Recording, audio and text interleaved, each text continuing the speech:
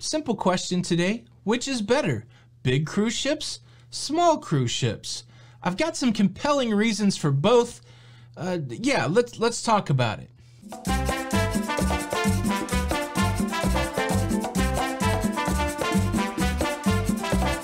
Hey, what's up everybody? Welcome back to Lido Loca. My name's Tony. So glad to have you here.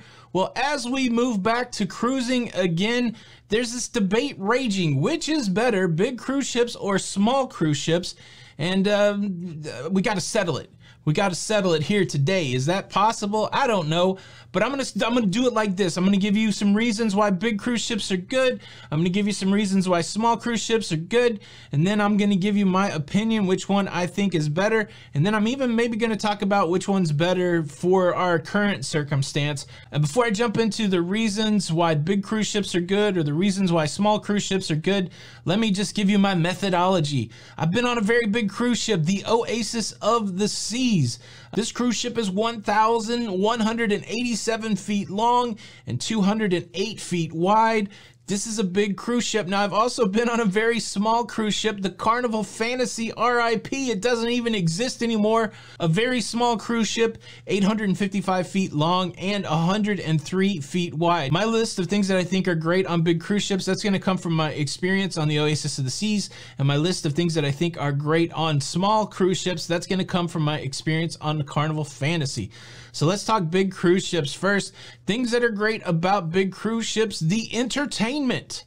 The reason I go right to the entertainment is the entertainment on the Oasis of the Seas was second to none compared to all my other cruising experiences. And I'll give you just one example why I think that is. There were multiple shows on the Oasis of the Seas, and each of those shows had their own cast. There was a ice skating show. They had their own set of ice skaters. There was a diving show. They had their own set of divers. There was a nightly show in the main theater. They had a cast for that. And then there was a Broadway show and they had a cast for that. So just 4 examples there, 4 separate sets of entertainers. Now, if I can compare that to what was going on the Carnival Fantasy, they had one cast that did all the entertainment. Just for me, the big cruise ship entertainment, a variety of entertainers, a variety of shows, better than on a small ship. Closely related to that, my second reason, there's just more amenities on a large cruise ship. A couple things that the Oasis had that other cruise ships don't. They have a zip line, they've got a surf simulator. Other big ships like the Spectrum of the Seas that I went on, it had a sportsplex that had bumper cars.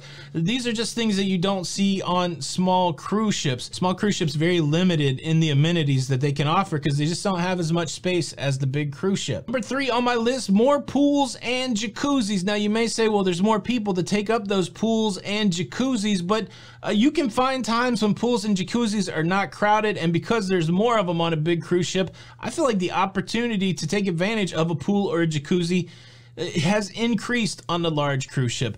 Most small cruise ships, 1 pool, 1 jacuzzi, and those are usually packed most of the time. Hard to find any time of the day. What's a jacuzzi fit? 10 people. So, you know, at any time, 10 people can use the 1 jacuzzi. If you're looking at the Oasis of the Seas, I think they had 4 or 6 jacuzzis, you know, 60 people. So it's, you know, obviously it's not apples to apples comparison because there's more people on the big ship than the small ship. But I do think the fact that there are more pools and jacuzzis on the big ship opens up the door for more times to enjoy them.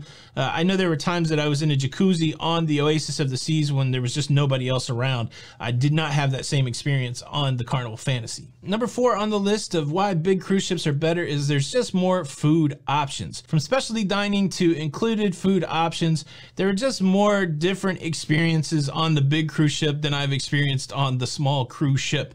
The Port Carnival Fantasy, no specialty restaurants at all, no steakhouse even, but on the Oasis, there's 3 or 4 different specialty restaurants. There's a lot of different opportunities for trying different food on the big cruise ship.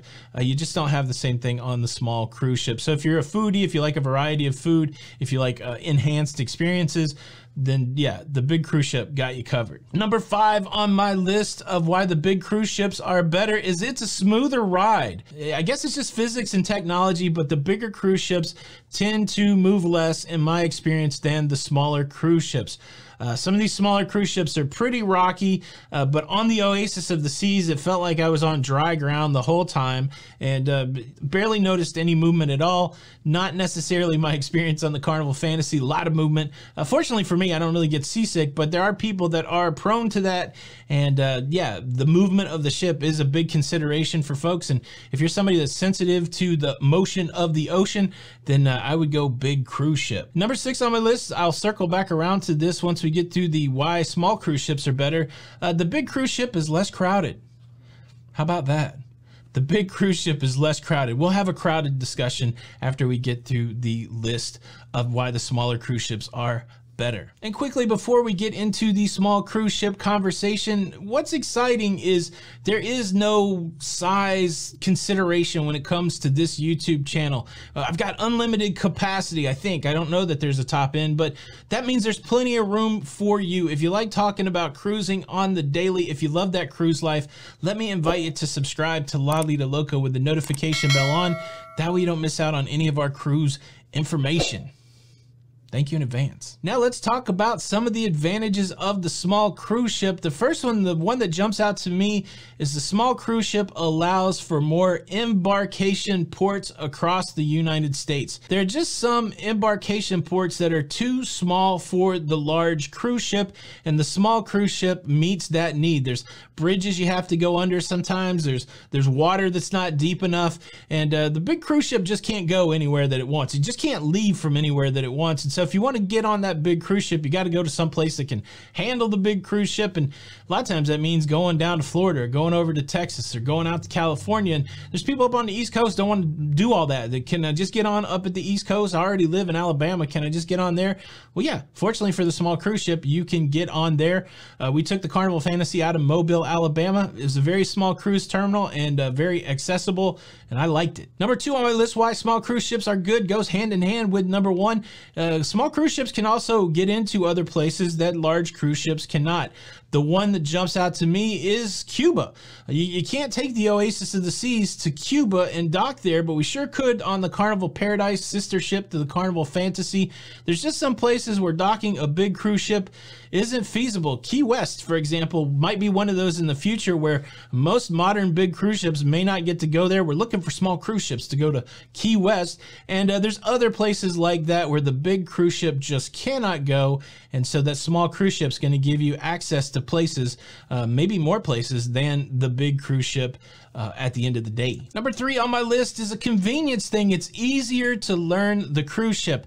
If you're a part of that cruise life, no matter how many cruises you've been on, if you go on a new cruise ship, you usually spend the first day trying to figure it out. Where's the main dining room? Where's the casino? Where's the atrium? All that in relation to your cabin. Do I go left or right out the cabin? Where's these elevators at? That's part of the cruise experience, especially, like I said, if it's a brand new cruise ship for you. There's a lot of acclimation that you have to do on day 1, and it's easier to acclimate to a small cruise ship, a cruise ship that you can walk the whole length of the cruise ship in 10 or 15 minutes. That's easier than one of these big cruise ships where you turn the corner and there's a whole new wonderland of stuff you didn't even know was on the cruise ship, and you got to learn that. Easier on a small cruise ship to learn the cruise ship. Number 4 on my list, why small cruise ships are better, is things are closer.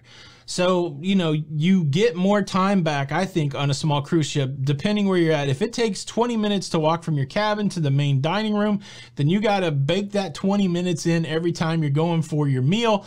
It's just not like that on a small cruise ship. Like I said, most of the time on a small cruise ship, you can walk the whole thing in 15 minutes, and there's nothing that's too far away. There's a set of elevators take you here, a set of elevators take you there. You're on the main flight. It's just closer on the small cruise ship. And yeah, if you're somebody with mobility issues, or if you're somebody who just doesn't like to walk a lot, the small cruise ship experience a lot better than the big cruise ship experience for getting around and being close to the stuff that you want to get to.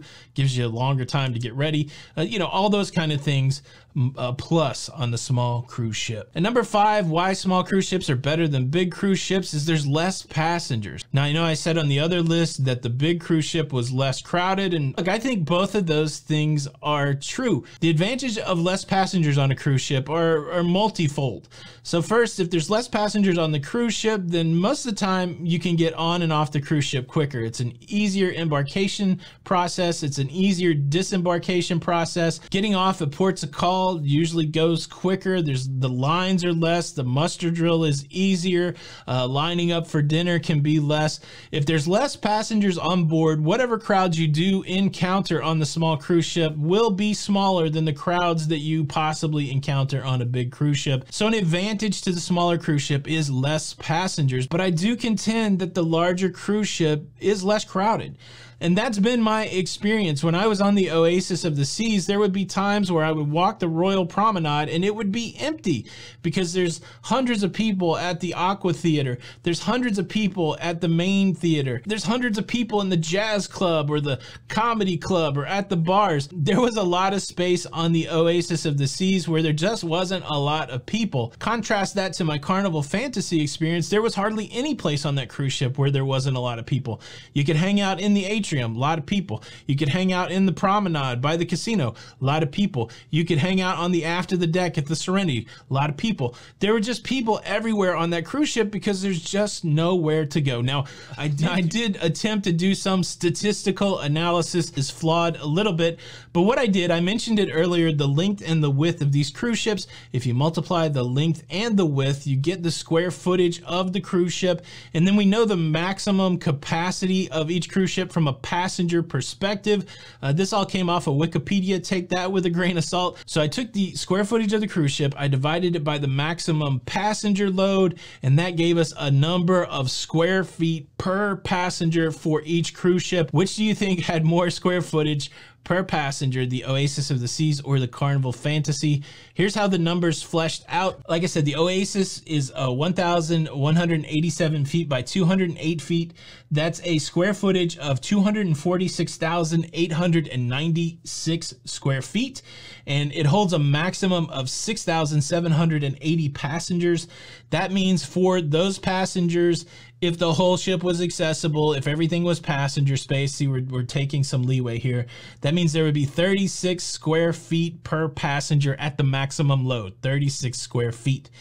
Let's compare that to the Carnival Fantasy. Carnival Fantasy, 855 feet long, 103 feet wide, for a square footage of 88,065 square feet.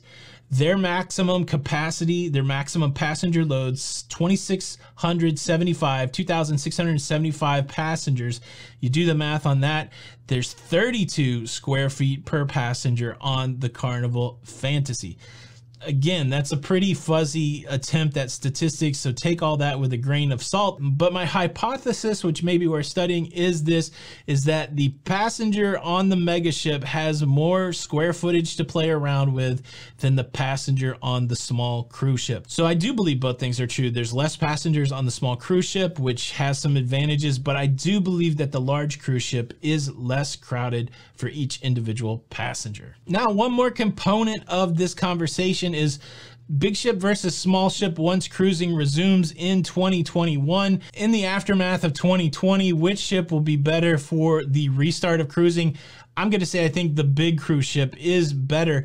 Cruise ships will have to sail at a reduced capacity. So let's take those maximum capacities on the Oasis and the Fantasy. If the Fantasy has to reduce by 50%, their max capacity is around 1,300 passengers. If the Oasis of the Seas has to reduce by 50%, that's around 3,250 passengers. And so for the cruise line, they can get double a small ship's capacity on the reduced capacity of the big cruise ship. Am I saying that in a way that's not confusing?